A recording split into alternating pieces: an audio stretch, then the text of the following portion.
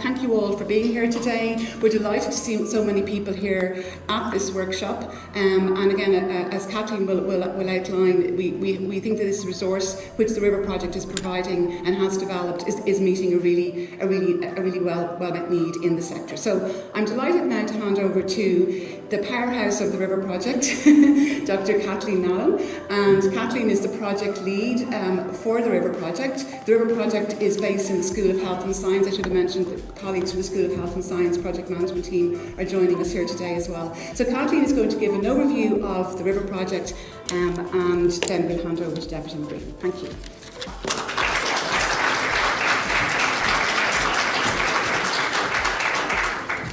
Thanks, Edel. Welcome everybody. Great to see you back in DkIT.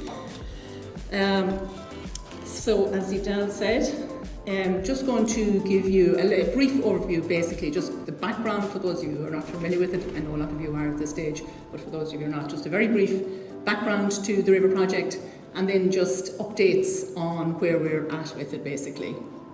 So as Edel mentioned, the RiVeR project, it's 2.5 years, I suppose, old at this stage, and it evolved from a Level 8 programme, Certificate in the Fundamentals of Understanding and Responding to Domestic Abuse, that we've been running here since 2016, and based on how well it was going and how well it was evaluated, we were lucky enough in 2022 to get funding, what's known as performance funding, from the Higher Education Authority. So we got over 833,000 for a 3-year project. And so it's basically responding to the impacts of domestic, sexual and gender-based violence, multi-agency education, research and training initiatives. So that's our gig basically, education, training and research. And so we provide you updates on that, where we're at with it. So what I'm going to do is just provide a summary of the outputs that we've had to date and where they're at in relation to the project. As Edel mentioned, one of the things that we said that we would do over the 3-year period is build a community of practice in the area of domestic, sexual and gender-based violence. And that is work in progress. But at the moment we have about 1,000 people and it's an all-island community of practice, which is great. We get a lot of people from Northern Ireland, and I know there's some here today as well. And we get great buy-in and input, and there's always somebody on our Level 8 programme from Northern Ireland. And we've had a lot of engagement, say, with the PSNI, and they've also been able to make a lot of connections with Garda Síochána and share a lot of good practices in that as well. So that's a really important piece. So our engagement with community practice, I suppose, is multifold. We have a RiVeR project website. We also issue newsletters, 2 monthly newsletters. We have social media presence. We've had a number of workshops and ongoing workshops, including one today. And we also have had lunchtime workshops, and we have workshops for students here. We'd engage with the 16 Days of Activism, the Go Purple Day.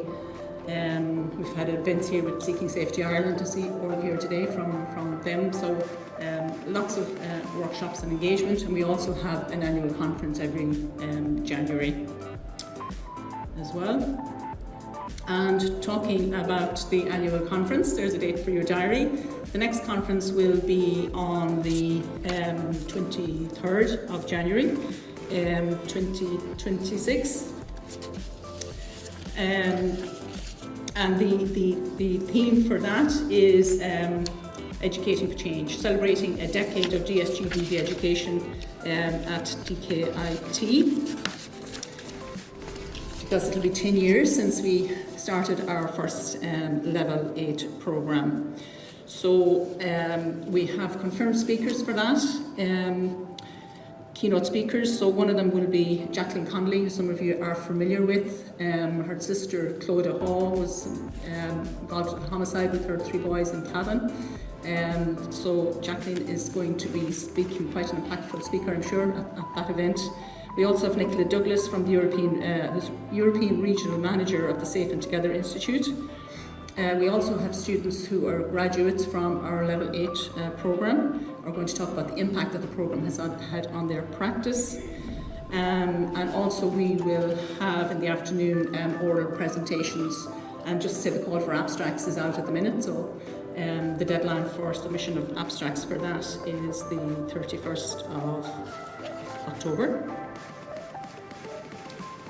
There's just some images from the community of practice from the previous events that we've had. So in terms of research and evaluation, one of the first things that we did when we started the RiVeR project was to evaluate the existing programme. That was a four-strand approach with the existing students on the programme, with graduates from the programme, with the 15 facilitators who teach on it. And we also did an evaluation actually at the conference to gauge basically what the community practice needed in terms of resources, and we've taken that on board, and actually some of what we're talking about today came as a result of that. So the results of the findings in summary was that the programme showed significant improvements in participants and their attitude, knowledge and skills in relation to domestic sexual and gender-based violence. We also have two master students who have commenced with the RiVeR project. One of them is evaluating our new programme, our new Level 8 programme, and another one of the master students is developing renewable learning resources and micro-credentials in the area. So the reason that you're here today is because we're launching the In Their Shoes toolkit, and we're delighted to have Deputy Erin McGreehan taking time out of her busy schedule, our local TD, to come and launch it. So just, I suppose, a little bit of context or background to it. This is something that we've adapted with permission from the owners, the trademark owners of the original In Her Shoes. And the In Her Shoes has been used on our Level 8 programme from the very beginning and has been well evaluated. So I suppose the work of this has gone on probably, I think, for at least probably the last 9 months, if not maybe a little bit longer. It's been a bit of a labour of love working on this. So what we've done is adapted to, I suppose, an Irish-based audience, or for an Irish society. Some of the existing characters, we have what we call Irishified them. I'm sure there's no such word, but maybe there is after this morning. And then we've also added additional characters to that. And so, for example, there are now male victims. There were no male victims in the original version, so there are male victims. There are same-sex couples. There's one from a child's perspective. There's a dog in it, etc. So it's much, I suppose, broader, basically. So even today, the cost of buying the In Her Shoes toolkit, if you're to buy it online, it costs about $300. So, like, we're delighted to be in a position that RiVeR had funding to be able to develop this and then to share it, you know, for free with you for your own training in your own organisation. So we're delighted to be able to do that. I suppose just. As project lead, just as a few people just to really want to acknowledge their work in relation to this, and I suppose firstly Dr. Lisa Marmion, who has been using this toolkit with our students in the Level 8 programme, as I said, since 2016. But Lisa's really the brains behind this operation in terms of the complexities of the characters and the various ways that they can I suppose go. What you'll find if you're doing the workshop this morning is that the victims are on one part, victim stories on one side of the card.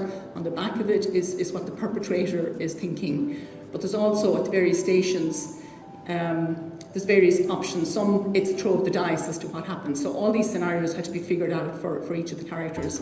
For some of them, it's a throw of a flip of a coin as to which way you should go. And for others, it's discussion within your group. What would you do if you were in this situation? So all the various nuances of each of these victims or characters had to be mapped out, and it was really complex and intricate work.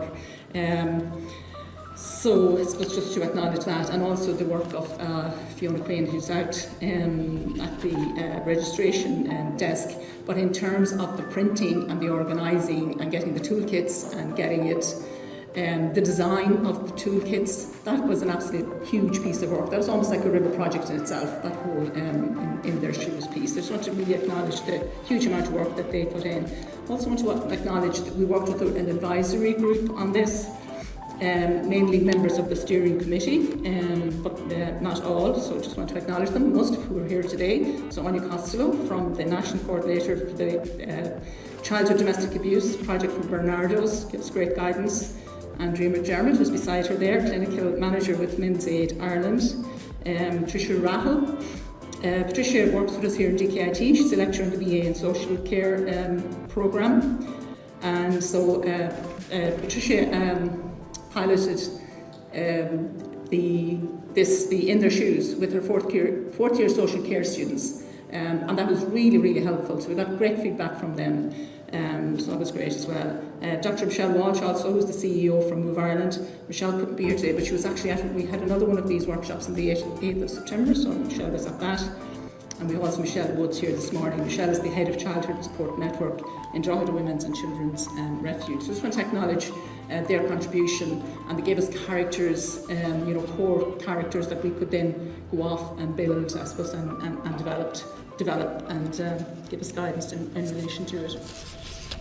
So that's one of the outputs.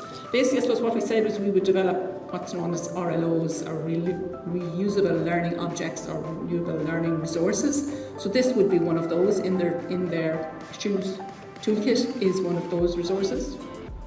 Another resource is the podcast series, which I think some of you have contributed to. So we launched this on the 1st of May, and we release a podcast every 2 weeks, and on Thursday we'll be releasing podcast number 18. So these are interviews with people from, I suppose, various stakeholders in relation to domestic, sexual and gender-based violence, and also with victims and survivors as well. So there's huge learning to be gained from this. And the feedback has been absolutely fantastic. It's been so good, in fact, as it seems to me, certainly, walking around DkIT, that I think a lot of people now think this is all we do is podcasts, because that's all they want to talk about. But I'm always delighted to talk to them about the podcast, because it means that they're listening to them and they're engaging with them. And I think what's really powerful as well is that they're not just audio, they're video as well, so you can view them and you can listen to them, so they're really powerful. And again, to acknowledge the work of Lisa and Mohammed Irfan, who's the educational technologist. They're out and about recording the podcast the whole time. A huge amount of work and time and effort goes into it. But as I said, they are really impactful. They're available on the website, they're available on YouTube, and they're available on Spotify. We also have recently filmed, I suppose the right word, a series of videos in relation to domestic, sexual and gender-based violence. These were scripts that were written by members of the steering committee in collaboration with their counterparts across the country. So 8 of these short videos were filmed at the end of August in One Production Studios in Dublin. They're typically probably 4 or 5 minutes in length. And again, they reflect a range of abuse and coercive control that's prevalent in our society. I was there for filming for one of the days, and it was so impactful just to see these scripts come to life, I suppose, in front of your eyes. So they're really powerful. Some of them are monologues. Again, there's male victims, there's female victims. There's a scene where it's 2 females, and one is perpetrator, one is victim. So again, there'll be great learning for these. The plan for these is that we're going to launch them at the conference on the 23rd of January.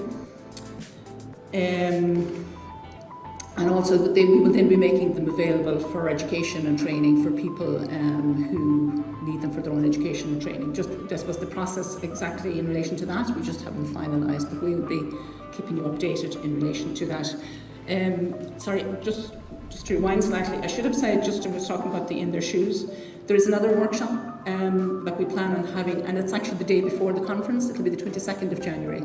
So that will suit some people that's travelling from across the country, so they can, come in their shoes on the Thursday and stay over if that suits them, and attend the conference on the Friday if that suits them as well. So it was just to mention that. So in terms of our accredited DSGBV education, our original one in 2016 was the first accredited programme in this area in the country.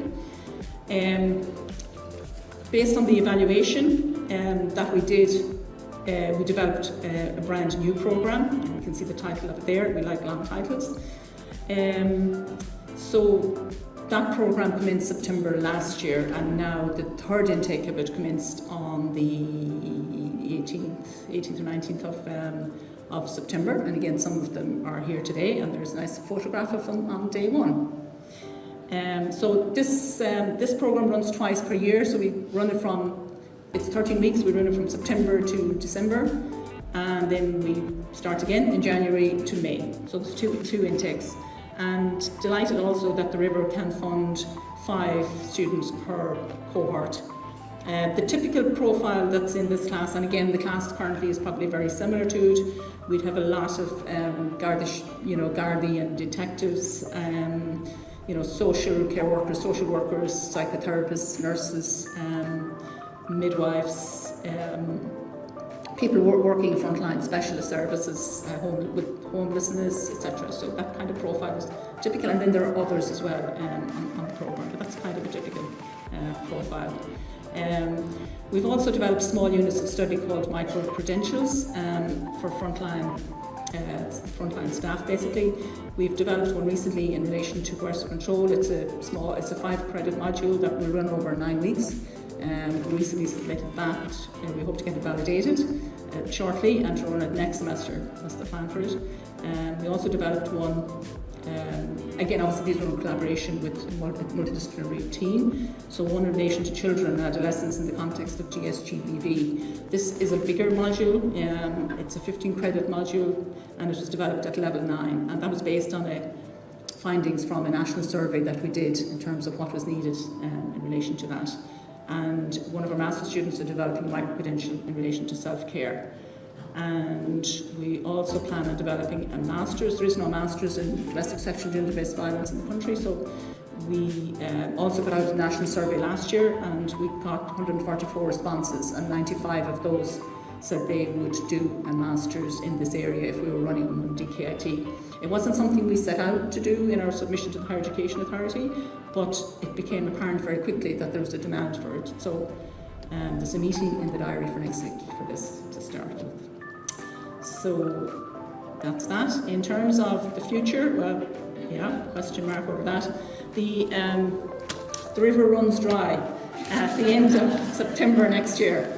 The money runs out. But I suppose if we were to get more funding, if we're lucky enough to get further funding, we have a small but committed team on RiVeR, and we're happy to progress the work. We would love to be talked out of a job. We didn't have to be doing any of this, there's no need for it, but certainly it looks as if there is demand for education, training and research in this area.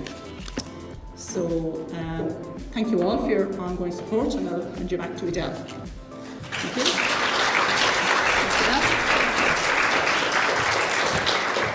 Well done, Kathleen, and I think it's really interesting to sit back and listen to the significant amount of activities that have been ongoing in the RiVeR project in a relatively short period of time, and being able to capture them in a 15-minute period I think is quite challenging. So I think it's really important to acknowledge the significant leadership which Kathleen plays in the role of project lead in the RiVeR project. She just brings everyone together and makes sure that all of the different projects are delivered in an excellent manner. And I think just in terms of this In Their Shoes workshop, it is important to particularly acknowledge Lisa Marmion, who Kathleen has already mentioned there this morning. So without further ado, I'm going to hand over to Deputy Erin McGrean, who we're absolutely delighted is here to officially launch the workshop. Or sorry, the toolkit. Thank you.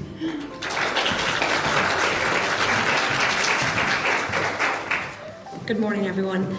It's a real pleasure to be here at this launch today of the In Your Shoes toolkit. And I want to start by thanking the incredible RiVeR project team here at DkIT for making this happen. And as you have heard, making so many days happen, and to have their hard work, to be acknowledged is hugely important. So what you've created here is both brave and brilliant. A practical tool that helps us understand domestic and gender-based violence in a really deeply human way, adapted for an Irish society. And we talk an awful lot about awareness. That's really important, but awareness alone doesn't bring an understanding. In Their Shoes bridges that gap. It lets people step into another person's reality, see the decisions, the fears, the quiet calculations that shape everyday life for someone living with abuse. And once you've seen that, you can't unsee it. And that's where the empathy begins and where the change takes root. When I've spoken about this issue before, I've always said that we have to stop survivors to adapt to a system, or have to stop expecting survivors to adapt to systems that weren't built for them. Our responsibility is to adapt the systems, the laws, the services, the responses, so they finally meet survivors where they are. And that starts with understanding what life in those shoes actually feels like. And that's what makes this project really, really vital. I know for many people, domestic and gender-based violence still feels like something that happens behind closed doors, something private, maybe even something invisible. But we all know it's everywhere, in every county, every class, every age group. It affects women, men, children, families, whole communities. And the silence around it protects no one. That's why the work you're doing matters here so much. You're breaking through that silence with compassion and education. You're equipping teachers, students, service providers and communities to have conversations that literally save lives. It's a lesson I've learned in a very real way on the board of Dundalk Women's Aid. And Lisa, you know that well, and I see Wendy that was here earlier on. I see up close the incredible work that people do every single day, quietly, patiently, without judgment. They meet people in crisis with a calm, with care and with belief. They hold a space for women who have been silenced or shamed and help them begin again. And it's extraordinary to witness. And I want to mention one person in particular, Anne Larkin, and Elisa would know very well. Anne is what I'd say has a peaceful fire inside her. She navigates a society that still hasn't been fully built to protect women, and yet she does it with a steady strength and compassion. Watching her and the whole team at Women's Aid and Dundalk taught me that real change often starts with those everyday acts of care, a phone call answered at midnight, a quiet reassurance, and a persistence that when the system says no, you have to go back again. And I have to say that I'm really proud that all this is happening here in Louth. I suppose a county that's often underestimated and often overachieves. It is resilient, it's ambitious, and the RiVeR project is a perfect example of that. It's of people coming together using research, using education, using creativity and empathy to make our society stronger and safer. To everyone involved, the researchers, the educators, the facilitators, the survivors who helped shape this toolkit, thank you. You've turned the pain into a purpose, and that deserves a recognition and a deep, deep respect.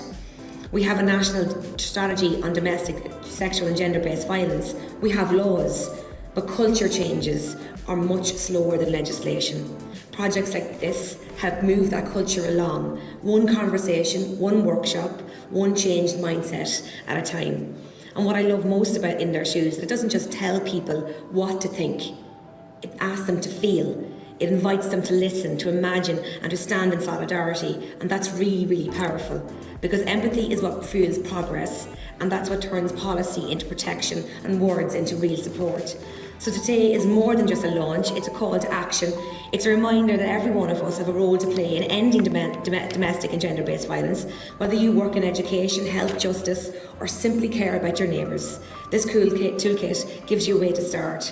And to the RiVeR project team, I thank you for your ambition and what you want to achieve next. Congratulations on what you have achieved to date.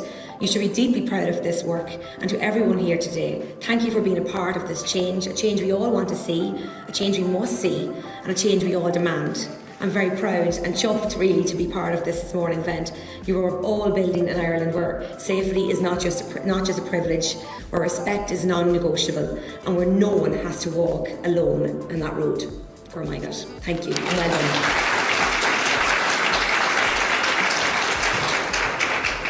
Thank you very much, Deputy McGreen, for those really, really powerful words, which I think speak volumes about what we're about here in the RiVeR project, and we're honoured to be able to play a very, very small part in addressing this really, really important issue. So thank you very much for that. So I think that officially closes the launch of the toolkit, and again, thank you all for being here for this part of the morning.